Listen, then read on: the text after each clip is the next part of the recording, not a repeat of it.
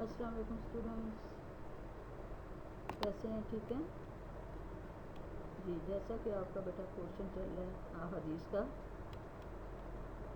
تو آج اگلی حدیث نمبر 3، پیج نمبر آپ کا 53، ٹھیک ہے۔ حدیث نمبر 14 ہے، بسم اللہ الرحمن الرحیم۔ اذا، جب، اوکما، کھڑی ہو جائے، الصلاۃ، نماز، فلا، پس نہ، تعتوہا، آؤ اس کے لیے، تسونا، دوڑتے ہوئے، واتوہا، اور آؤ اس کے لیے، تمشونا، آرام سے چلتے ہوئے، وعلیکم السکیناتی، اطمینان کے ساتھ، وقار کے ساتھ۔ فما، پس جو، ادرکتم، تم پالو، فصلو، پس پڑھ لو، وما، اور جو، فاتکم، تمہاری رہ جائے، فاتمو، پوری کر لو۔ اذا اقیمت الصلاۃ فلا تأتوها تسعون وآتوها تمشون وعلیکم السکینۃ فما ادرکتم فصلوا وما فاتکم فاتموا۔ جب نماز کھڑی ہو جائے تو اس کے لیے دوڑتے ہوئے نہ آؤ، بلکہ اطمینان اور وقار کے ساتھ، تسلی کے ساتھ چلتے ہوئے آؤ، اور جو نماز تم پا لو اسے پڑھ لو یا ادا کر لو، اور جو تم سے رہ جائے اسے پورا کر لو۔ بچے، اس حدیث مبارکہ میں باجماعت نماز کا ایک ادب بیان کیا گیا ہے، ایک طریقہ بیان کیا گیا ہے کہ جب اذان دی جاتی ہے، اذان اور نماز کے دوران 5-7 منٹ کا وقفہ دیا جاتا ہے، تاکہ جو اعلان کیا گیا ہے کہ آؤ حی علی الصلاۃ، حی علی الفلاح، آؤ نماز کی طرف، آؤ فلاح کی طرف، تو جو نماز پڑھنے والے ریگولر لوگ ہوتے ہیں انہیں اندازہ ہو جاتا ہے کہ ہم نے اب گھر سے نکلنا ہے اور خانہ خدا کا رخ کرنا ہے، کیونکہ وضو کرنے میں ٹائم لگتا ہے، اور اس کے ساتھ پھر جماعت کھڑی ہونے تک وہ مشکل سے مسجد میں پہنچ جاتے ہیں۔ لیکن ضروری تو یہ بات ہے کہ جو نماز پڑھتے ہیں وہ جیسے اذان ہو تو مسجد کا رخ کریں، وضو کریں اور نماز کی تیاری کریں، اور تکبیر اولیٰ میں شامل ہوں۔ اب تکبیر اولیٰ کیا ہے بیٹا؟ تکبیر اولیٰ اذان کے بعد جب جماعت کھڑی ہونے لگتی ہے تو اذان کے الفاظ دوبارہ سے دہرائے جاتے ہیں، جو اس بات کا اعلان ہوتا ہے کہ جو لوگ مسجد کے آس پاس ہیں یا جو وضو میں مشغول ہیں انہیں اندازہ ہو جائے کہ جماعت کھڑی ہو رہی ہے، تو وہ اپنا کام ختم کر کے جماعت میں شامل ہو جائیں۔ تو اس کی بڑی فضیلت ہے، تو ضروری ہے کہ تکبیر اولیٰ میں شامل ہوں۔ لیکن اگر کسی وجہ سے گھر میں یا کچھ ایسا مسئلہ پیش آ گیا کہ وہ لیٹ ہو گیا، تو پھر اس وجہ سے بھاگتے دوڑتے مسجد کی طرف جانا کہ میں جا کے باجماعت نماز میں شامل ہو جاؤں اور میری کوئی رکعت نہ چھوٹ جائے، یہ احترام انسانیت کے خلاف ہے۔ اللہ تعالیٰ سب سے پہلے انسان کو اپنے احترام پر آمادہ کرتا ہے، اس کی طرف توجہ دلاتا ہے کہ اگر آپ اپنا احترام نہیں کریں گے، اپنی عزت کا خیال نہیں رکھیں گے تو دوسرا بھی نہیں۔ اور دوسری بات یہ ہے کہ جب آپ بھاگتے دوڑتے ہوئے مسجد کی طرف جاؤ گے تو خدا نہ کرے راستے میں کوئی ٹھوکر لگ سکتی ہے، کوئی گر سکتا ہے، کوئی چوٹ لگ سکتی ہے۔ اس کے علاوہ مسجد میں داخل ہوتے ہوئے تیزی سے اگر داخل ہوں گے تو عموماً آج کل مساجد میں گیٹ کے پاس ہی وضو کرنے کی جگہ ہوتی ہے، فرش ایسے ہیں کہ جو بڑے سلپری سے ہوتے ہیں، تو پھسل سکتا ہے انسان اور خود کو تکلیف پہنچا سکتا ہے۔ تو اس لیے ضروری ہے کہ پوری طرح سے اطمینان کے ساتھ، وقار کے ساتھ چلتے ہوئے مسجد میں جائیں، اور پھر امام صاحب جس بھی رکعت کو پڑھا رہے ہیں اس میں شامل ہو جائیں۔ اب جو ریگولر نمازی ہیں وہ اس بات کو جانتے ہیں کہ جب آپ لیٹ پہنچتے ہیں، اگر وہ 4 رکعت نماز ہے، وہ پہلی میں نہیں پہنچ سکے، دوسری میں، تیسری میں، چوتھی میں پہنچتے ہیں، تو پھر جو رکعت وہ امام صاحب کے ساتھ پا لیتے ہیں وہ امام صاحب کے ساتھ پڑھ لیتے ہیں، اور جو رہ جاتی ہے اسے بعد میں پورا کر کے تو پھر سلام پھیرتے ہیں۔ اسی طرح اگر 2 رکعت ہیں تو وہ دوسری میں پہنچا ہے تو 1 رکعت امام صاحب کے ساتھ اور دوسری اس نے بعد میں خود پوری کر لی۔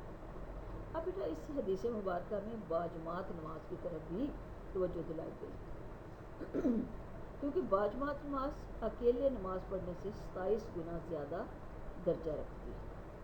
اس لیے ضروری ہے کہ جیسے اذان دی جائے فوری طور پر مسجد کا رخ کیا جائے تاکہ باجماعت نماز کا اجر حاصل کیا جائے، کیونکہ آپ صلی اللہ علیہ وسلم نے اس کے لیے سختی سے تاکید فرمائی ہے۔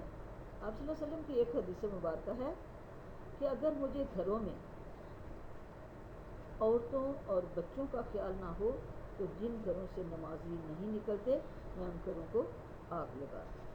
تو اس لیے ضروری ہے کہ وقت پر مسجد پہنچا جائے، تکبیر اولیٰ میں شامل ہوا جائے اور پوری نماز امام صاحب کے ساتھ ادا کی جائے۔ تو اب تشریح میں اسی طرح کہ اس حدیث میں باجماعت نماز کے آداب کی طرف رہنمائی کی گئی ہے، وہ یہ کہ اول تو ہم باجماعت نماز ادا کرنے کے لیے بر وقت مسجد پہنچے اور تکبیر اولیٰ میں شریک ہوں، اور بالفرض کسی مجبوری کی وجہ سے کوئی شخص تکبیر اولیٰ سے رہ جائے یا مسجد میں تاخیر سے پہنچے اور نماز ادا ہو رہی ہو تو بھاگتے دوڑتے جماعت میں شامل ہونے کی کوشش نہیں کرنی چاہیے، بلکہ ہر ممکن وقار اور متانت کا خیال رکھنا چاہیے، اور سلیقہ یہ ہے کہ شائستگی کے ساتھ چل کر آرام سے جماعت میں شامل ہو جائیں، اور جتنی رکعتیں جماعت کے ساتھ نصیب ہو جائیں ان کو جماعت کے ساتھ پورا کر لیں اور باقی کو بعد میں پورا کر لیا جائے۔ لیکن بھاگتے دوڑتے اس لیے جانا کہ جلدی سے جماعت میں شریک ہو جائیں اور کوئی رکعت چھوٹ نہ جائے، یہ بہت ہی ناشائستہ عمل ہے اور اللہ تعالیٰ کو ناپسند ہے، اور پھر خانہ خدا کے آداب اور انسانی وقار کے بھی خلاف ہے۔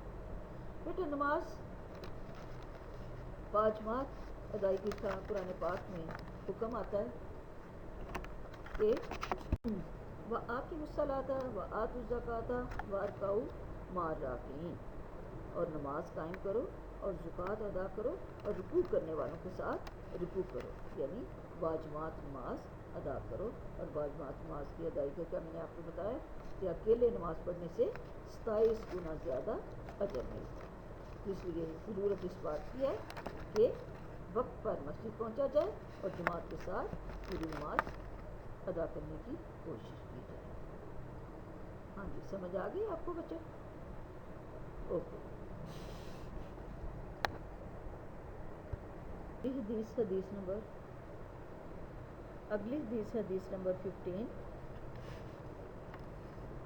بسم اللہ الرحمن الرحیم۔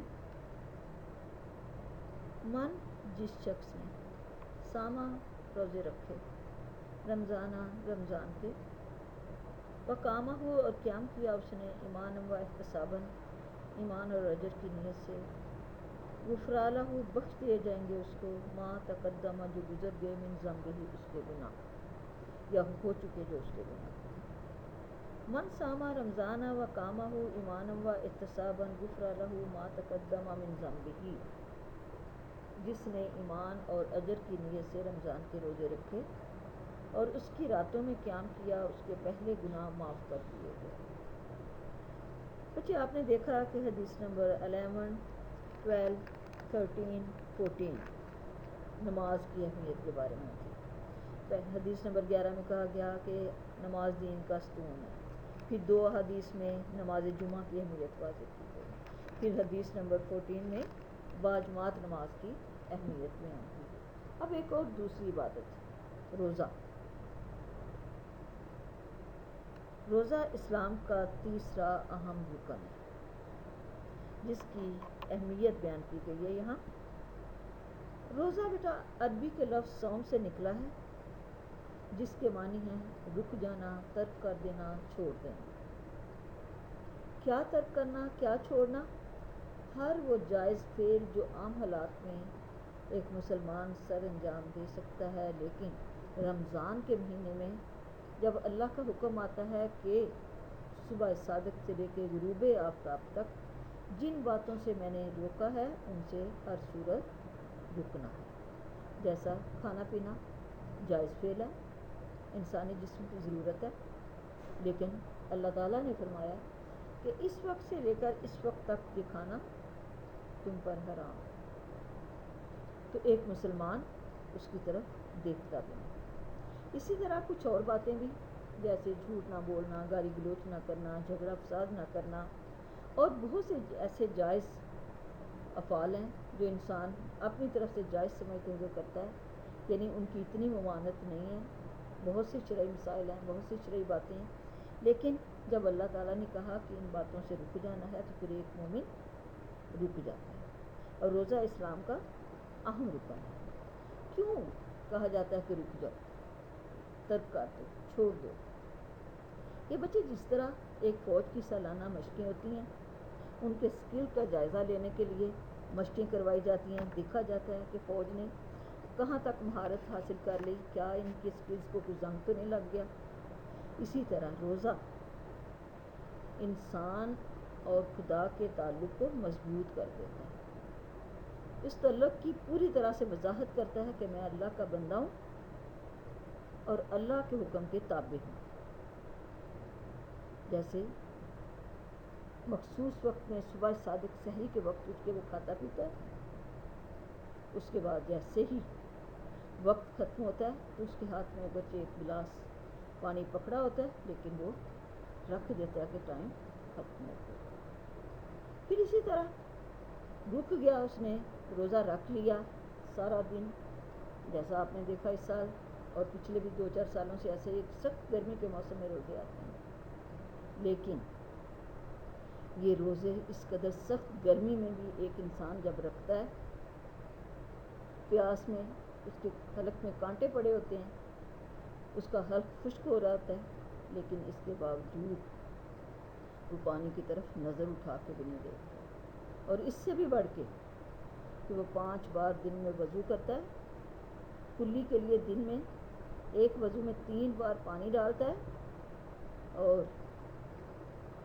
یہاں تک کہ اس پانی کو پوری طرح سے باہر نکال دیتا ہے، جو کہ عام حالات میں وضو کرنے میں حکم ہے کہ پانی کو حلق تک لے جاؤ. لیکن روزے میں ایک مومن یہ کوشش کرتا ہے کہ اس کا پانی حلق تک نہ پہنچے، کہیں کوئی ذرہ، کوئی اس کا ہلکا سا قطرہ حلق سے اندر نہ چلا جائے. تو یہ کیفیت اللہ رب العزت کو اس قدر پسند آتی ہے کہ جس کے متعلق اللہ تعالیٰ نے فرمایا الصوم لی وانا اجزی بہ، روزہ میرے لیے ہے اور میں ہی اس کا اجر دوں گا یا میں ہی اس کی جزا دوں گا. تو روزہ دراصل انسان کی بار بار اس چیز کی طرف ایک انسان کی توجہ دلاتا ہے کہ تم اللہ کے بندے ہو اور اللہ کے حکم کے تابع. پھر روزے میں کہا گیا ہے اس حدیث مبارکہ میں، جو دوسرا ایک تو کہا گیا کہ رمضان کے روزے رکھے، دوسرا کیا، اس کی راتوں میں قیام کیا. اب اس کی راتوں میں قیام کیا ہے کہ نماز عشاء ادا کی، اس کے ساتھ نماز تراویح ادا کی، پھر اللہ تعالیٰ نے توفیق بخشی تو تہجد کے وقت پھر اٹھ کھڑے ہوئے اور اللہ تعالیٰ کی حضور نوافل ادا کیے، اللہ تعالیٰ سے اپنے گناہوں کی معافی مانگی.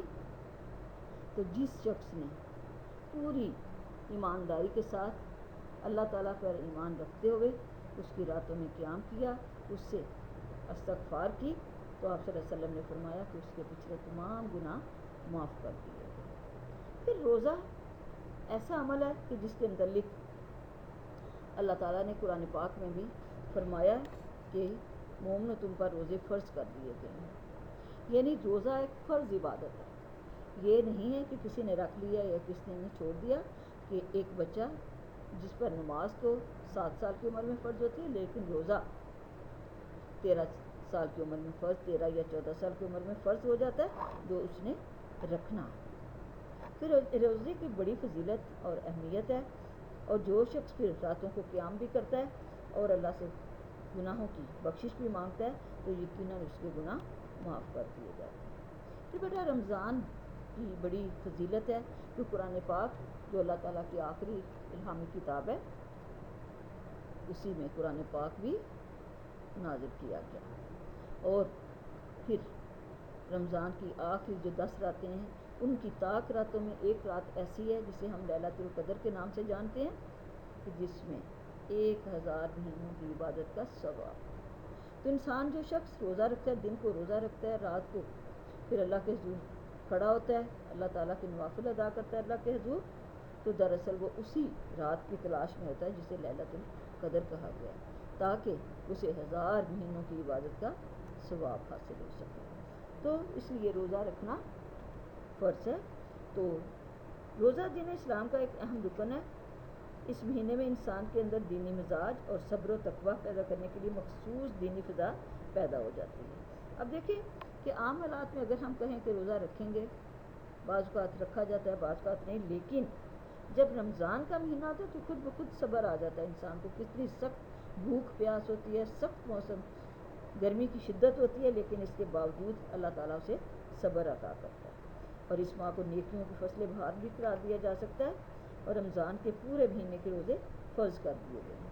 اور جو کوئی ایمان کی تکمیل کے لیے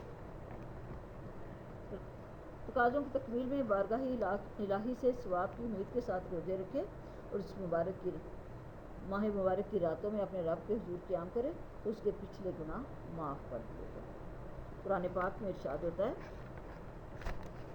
فَمَنْ شَهِدَ مِنْكُمُ الشَّهْرَ فَلْيَصُمْهُ، تم میں سے جو کوئی اس مہینے کو پائے اسے چاہیے کہ پورے مہینہ کے روزے رکھے، یعنی 29 یا 30۔ پھر ایک اور موقع پر اللہ تعالیٰ فرماتا ہے یا ایھا الذین آمنوا، اے مومنو، کتبہ فرض کر دیے گئے لیکن تم پر صیام روزے، کما کتبہ جس طرح فرض کیے گئے الذین ان لوگوں پر من قبلکم جو تم سے پہلے تھے، لعلکم تتقون تاکہ تم پرہیزگار بن جاؤ، تاکہ تم متقی بن جاؤ۔ یعنی یہ اللہ تعالیٰ نے فرمایا کہ روزے مومنو تم پر فرض کر دیے گئے ہیں، اور یہ تمہیں پر نہیں صرف فرض کیے گئے بلکہ تم سے بہت پہلے جو اقوام تھی ان میں سے بھی کچھ پر کسی نہ کسی صورت میں روزے فرض تھے۔ پھر ساتھ ہی اللہ تعالیٰ نے اس کی وجہ بھی بیان کر دی۔ وجہ کیا؟ تاکہ تم متقی بن جاؤ، تاکہ تم پرہیزگار بن جاؤ۔ یعنی جب پورا ماہ روزہ رکھو گے، اللہ کے احکامات کی تکمیل کرو گے، تو یقیناً پورے ایک سال کے لیے پھر تم ان سے رکنے کی کوشش کرو گے، یعنی پرہیزگار ہو جاؤ گے۔ ہر لمحہ تمہیں یہ خیال رہے گا کہ میں اللہ کا بندہ ہوں اور اللہ کے حکم کا تابع ہوں۔